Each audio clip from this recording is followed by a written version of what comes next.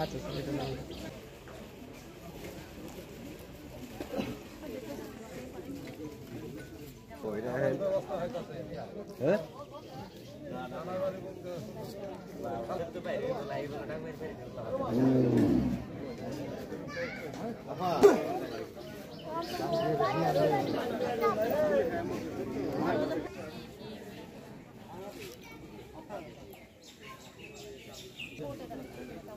Sir আমি তো sign দিই আমি তো তারপরে 2025 সালে chief metropolitan magistrate court Dhaka মহানগর থেকে একটা আদেশ ছিল, যে এই আদেশের প্রেক্ষিতে আজকে লাশ উত্তোলন করার জন্য আমরা এখানে এসেছিলাম। কিন্তু বাদী পক্ষ এখন বলছেন উনি লাশ উত্তোলন করতে দিবেন না।